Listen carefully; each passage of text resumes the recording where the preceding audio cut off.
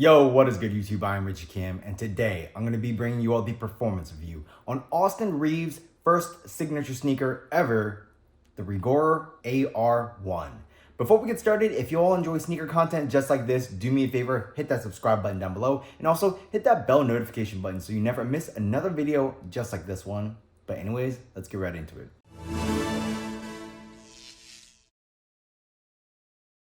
As always, starting off with the traction, the AR1 features like this radial traction pattern, and there's like a bunch of radial patterns up in the forefoot, and then you kind of just have like this like almost like wavy herringbone or like very elongated herringbone in the back half of the shoe.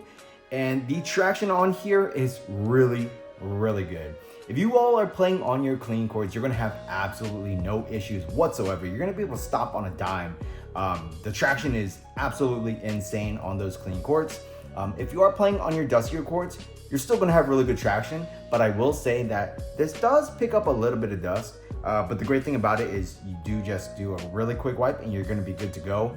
I never had any instances of like sliding to a stop or slipping out on those dustier courts, even after it does accumulate a little bit of dust. So yeah, I mean, traction is great, but I'm sure if you do let the dust accumulate a lot, you might have like a slide to a stop type of issue. But yeah, I mean, overall, the traction on here is very good. I really enjoyed the traction on the AR1. So moving on to the cushion, the AR1 features some type of full-length foam. I'm not really sure what this is. It's probably like an EVA. But I mean, the cushion in here is also pretty damn nice. I would definitely say it is a more guard-centric setup. So you do get a little bit of impact protection, or I would say like an adequate amount of impact protection. But you also do have a decent amount of responsiveness and court feel. You don't feel like super low to the ground or anything, but it is still like an overall pretty responsive shoe. Personally, I really enjoyed this cushion setup. I would say it is like a good blend between, you know, that impact protection and feeling super quick and responsive. This is definitely not going to be the shoe that provides like a lot of impact protection or a lot of bounce. If that is something that you want, this is, you know, like I said, a very guard-centric cushion setup. So if that sounds like something, you know, that you like, you will probably really like this. Otherwise, you probably won't. But me personally, I did. I really did enjoy this cushion setup. I had no idea what type of foam they're using in the AR1, but I would say it's pretty damn nice. So moving on to the materials, the AR1 features a pretty much entire textile upper, and the materials on here, you know, they're not the most premium, but they get the job done very well. It's kind of weird because this is definitely a textile, but you also have like these, I guess like plastic fused areas as well. I mean, you can definitely see like the fuse around the toe box area, but even like to the touch over here, it kind of feels like, I don't know, it's just like plastic was kind of heated over the actual textile fibers, and it does give it like a little bit of extra like rigidity. But yeah, I mean, it's definitely interesting. It still gets the job done well though. And that's pretty much featured across the entire upper of the shoe. Moving to the back, you do have like the synthetic heel like piece right here, just like for an added premium touch. You do have these fused areas around where the eyelets are, just to ensure that you aren't ripping through the material. And then moving towards the tongue, you do have like a pretty thin tongue, I would say. It's just a normal textile tongue, but what is interesting is you do have like this, I don't know, it almost looks like boost pellets in the tongue. I'm not really sure what it's there for, but it does add like a little bit of protection if you do like to crank down your laces. It does alleviate, you know, that pressure on the top of your foot.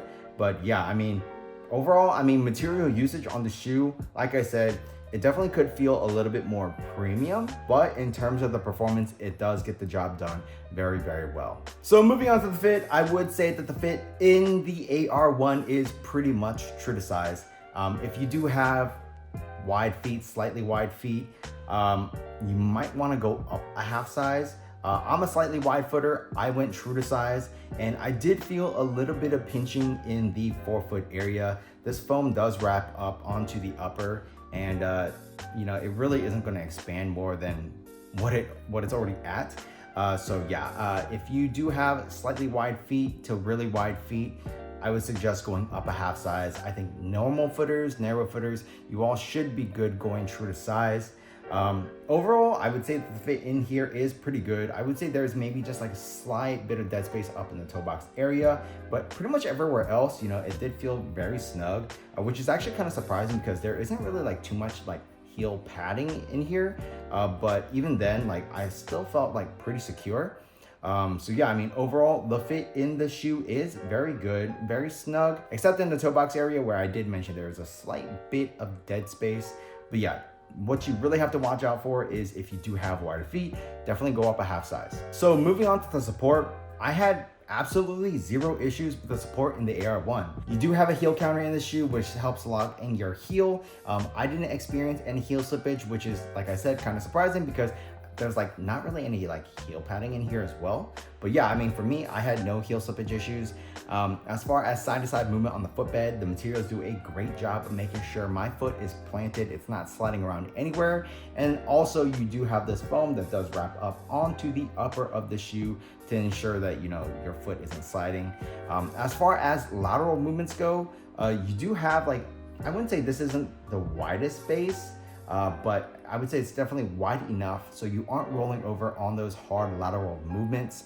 I didn't have any issues with that. And as far as torsional rigidity and stability, this is fairly stiff and rigid. I didn't have any issues in that department as well. You do have like a shank plate. It is right here. So yeah, I mean, you're gonna be covered there as well.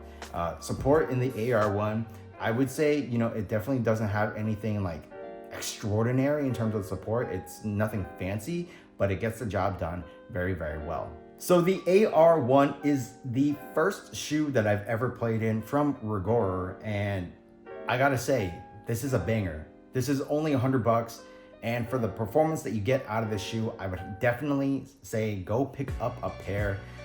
This is an extremely fun shoe to play in and is very, very comfortable. You're getting a lot of performance in it. The only one real gripe I would say is the material usage, but $100, I'm not gonna complain. Like the quality is, you know, it's a little on the like lower end of quality, but in terms of the performance, it gets the job done extremely well. So yeah, I mean, everything about the shoe is great. The traction, I think, is like my favorite part of the shoe. The traction is just like S tier. It's really, really good. So yeah, if you all want to pick up a pair of these, I would definitely say go for it. I'll leave a link for you down in the description box below. But I mean, for $100, yeah, you know, it's a, you know, Chinese brand shoe, right? And it's definitely not as mainstream as, you know, brands like Nike and Adidas. But the overseas brands are killing it. And the AR1 is no joke. It's a very, very great performer. And for $100, this might be one of the best shoes in that price point, honestly. So yeah, if you want to pick up a pair of these, I'll leave a link for you down in the description box below. But that's pretty much it for this performance review. If you all like this video, do me a favor, hit that subscribe button down below. Also, please hit that thumbs up button for me and leave a comment, as it really does help me out. Check out these videos over here, and that's pretty much it. Until next time, peace.